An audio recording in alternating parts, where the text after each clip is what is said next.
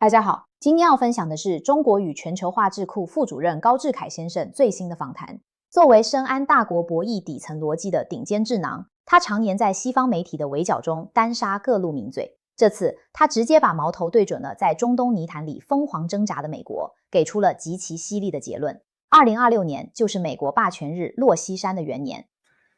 Do you think Trump is going to come in May? That's been all the talk when it comes to, he's been saying that he wants to come to China in May.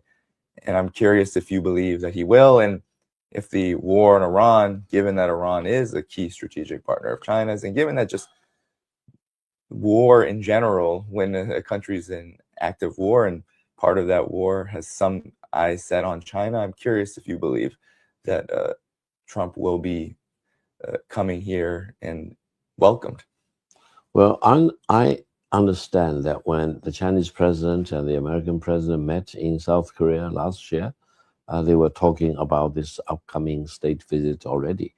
And the American side proposed January 2026 for the state visit.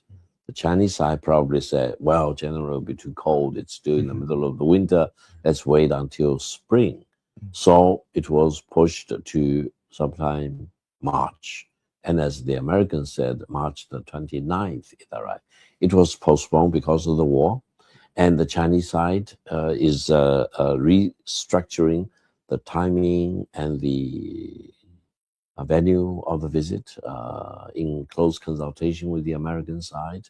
And I'm personally been approached by major American TV agencies trying to line me up for interviews scheduled for May the 12th, May the 13th, and the May the 14th, because they got the information that for these 3 days, President Trump will be somewhere in China, most likely in Beijing or maybe in another city.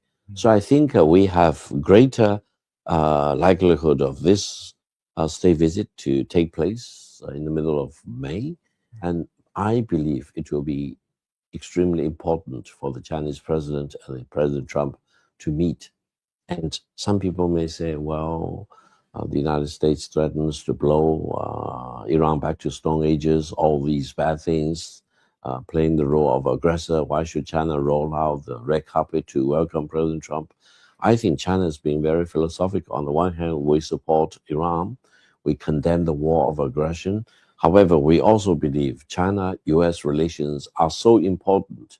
They are probably the most important bilateral relations in the world of today, that it has many other important things to talk about and to take care of, other than the war involving Iran. So I think China will be philosophical enough to compartmentalize the state visit on the one hand and China's position vis-a-vis this war of aggression against Iran, and hopefully the ultimate result will be a positive one, both for China as well as for the United States, and also directly or indirectly positive for Iran.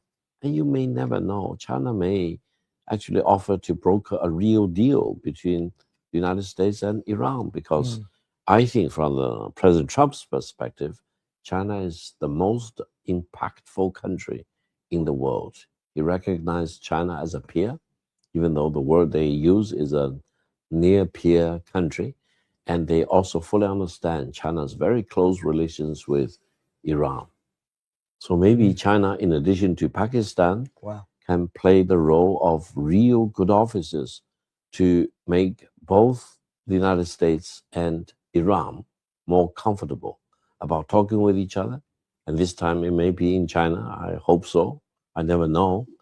But if China can pull this off, it will be China's great contribution to peace in this world. Right. And the United States, the Trump administration has been, and apologies everyone, my voice is going. I've been doing a lot here in China, but Donald Trump has been talking a very certain kind of way about China recently. And it does seem that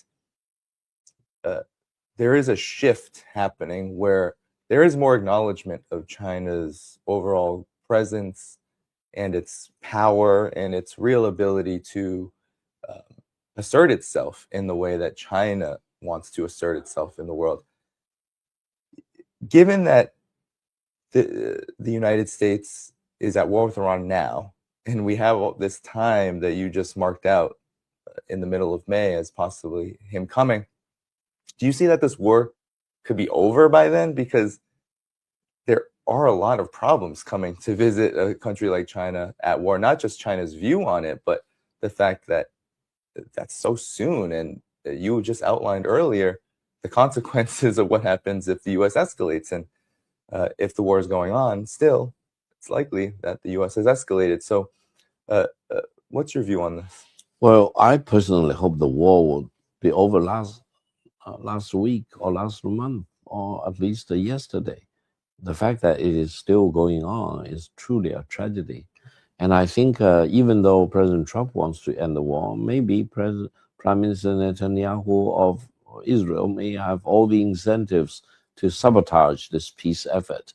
So let's be really honest and very realistic about this.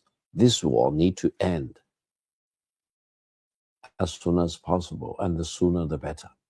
And it will be absolutely in the fundamental interest of the American people to end the war. It will be the interest of the Iranian people. And I personally believe it will also be in the fundamental interest of the Israeli people. Now, whether it will be against the personal interest of Prime Minister Netanyahu, let's leave it aside, for example. So I think the best way is for someone, either the great country of Pakistan or, for example, as I wish, China to play very heavy lifting and to pull this off, to create all the conditions that will be necessary to put the United States, and the United States need to really recover and restore the trust that it destroyed by launching this war to start with. And then Iran, on the other hand, and these two countries can really talk with each other about how to end the war, reaching mutually acceptable agreement. Now, I don't think the agreement will be a perfect agreement for either the United States or Iran. Both of them probably will need to make some compromises. But I think a peace with dignity and in decency will be in the best interest of both the Americans as well as the Iranians, and hopefully to lay the foundation of peace and stability in the Middle East. Before you came here, Professor Gao, you were at a BRICS forum, and I'm curious on your thoughts on how this war and how just this world is changing a lot, and this war has changed the world quite dramatically. And of course, China is always in the discussions about the world changing because China is changing very rapidly. It's growing rapidly. It's getting more and more assertive, more and more powerful. There's every time I come here, there's a growing confidence here that you can always feel and you can see. So maybe you can comment on where you see the world going and changing, and what's China's role in this, and how has the war contributed to this change for the better or for worse? Well, my feeling is that when history looks back at the year 2026, most likely it will mark the year 2026 as the beginning of the end of Pax Americana, because the United States is doing so many things that become very much not only controversial, but highly kind of questionable. For example, President Trump picks up a fight with His Holiness the Pope. Why? Why picking up a fight with the Pope? Why? I simply cannot understand. And why should President Trump say things as to blow Iran back to stone ages? How can anyone think about that? How can anyone in this world think about or talk about destroying a 6,000-year-old civilization? You cannot do that. And how can you really hold a gun, pointing the gun at the head of so many other countries? Now, he's picking up a fight with Britain, with Spain, with Germany, with France, with Italy, with so many other countries. So I think based on the Chinese philosophical thinking, if someone is alienating himself and finding enemies everywhere in all the corners, well, he's in real danger. Is that right? So I think probably the United States is suffering a free fall from the top of the mountain to the abyss of the rule of the jungle. and they are destroying trust. Any country would have held for the Americans or for the United States, and Pax Americana is coming to an end. Now, whatever President Trump is doing may accelerate the end of Pax Americana. That's the problem.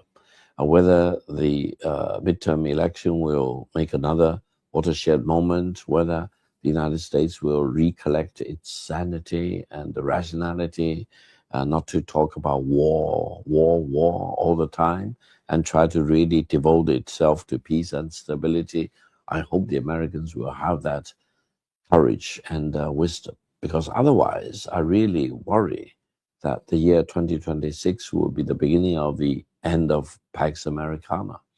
And if you use this kind of analysis, then everything will come into line, because you see the energy crisis, you see the economic crisis, you see the most likely the upcoming financial crisis, you see the rebellion of the American people against this war, you see Republicans losing the midterm election, for example, and most likely the Republican will lose the general election in 2028. Yeah. And this does not bode well, because the world now needs stability. The world needs some country, for example, the United States, which has rationality and sanity and statesmanship and leadership.